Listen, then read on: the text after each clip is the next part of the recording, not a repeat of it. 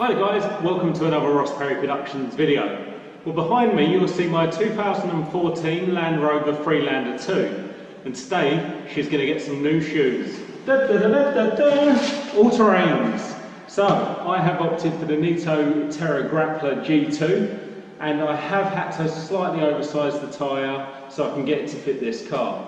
Now the standard tyres here are 235/60 on an 18. Obviously I have the 18-inch option, and I could not find any all-terrains in that size in stock anywhere.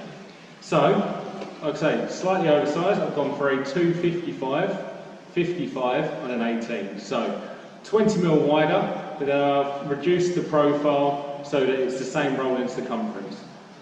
Now there are a few tyres in this size, so we have the BF Goodrich up at the top end of the range. This is Nitto right in the middle. There's a few others around the middle as well, and then down the bottom there's the Achilles tyres. So all good in their own right. I chose these for various reasons. Now if you're like me, you've probably called around everywhere trying to get stock of this size, and it does seem that it's a very rare size to get, so really struggled to get these in a short time. Now the problem is with this car is there's not a lot of clearance between the tyre and the shock absorber, especially on the back. So we've got to be very careful. I have actually test fitted this so I know it fits, and it reduces from about 10mm with the standard tyres, so there's not a lot of wiggle room there, down to about 4 or 5mm with the slightly wider tyres. So I'm just going to show you a video, me changing the wheels, nothing exciting there, but I will show you just the gap difference and how that changes. So let's get started. Okay, tools for today's job. I've just got the standard jack that's found in the boot. This is the Land Rover jack, just to show you how you can do this at home. Again, this is your Land Rover breaker bar. This is my impact driver, just because I'm lazy. Obviously I've got a 21mm socket for that. And then this is my torque wrench for doing up the wheel bolts, again with a 21mm socket on. That's all you're going to need to do to change the wheels. So the first thing we're going to go ahead and do is use your breaker bar to loosen off the bolts while it's still on the ground. We're then going to jack up the car and then take the wheel bolts all the way off.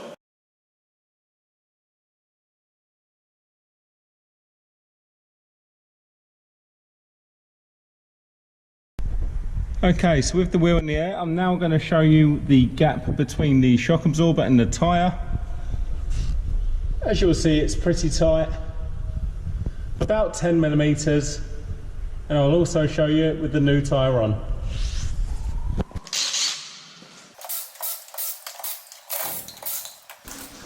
Okay, with both wheels off, I just wanted to show you the difference here, so you can see the all-terrain's a lot wider and it doesn't taper in like this one. It's a lot squarer tyres, see? But the rolling circumference, albeit this is an older tyre so it's had a little bit of wear on it, is around the same. So, like I say, wider, smaller profile.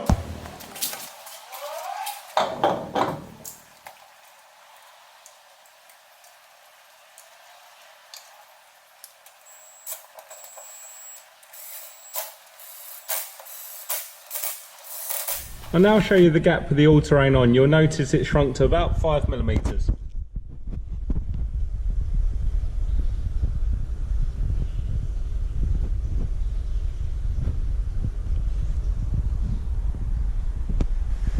And now lower the car down and torque up your wheel bolts. I'm going to torque them up to about 130. It does say anywhere between 110 and 130. I'm going to go for a little bit tighter because I will be taking this off-road.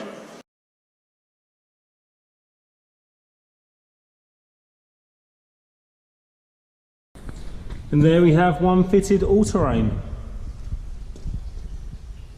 Need to go for a drive so the suspension settles. I'm just going to go ahead and do the front. And now to show you the gap on the front of the car with the standard tyre.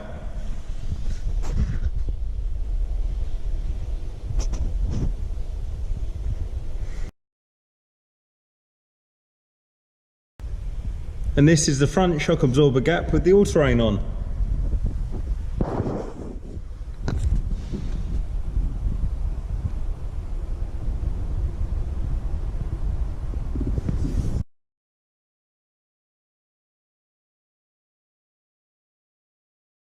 And this is the front wheel with the all-terrain on.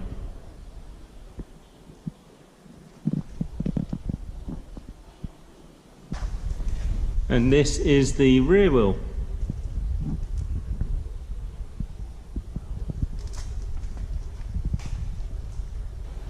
And there we go, that's my video on me fitting some 255/55 R18 Nitto Terra Grappler G2 all-terrain tyres to my 2014 Land Rover Freelander 2.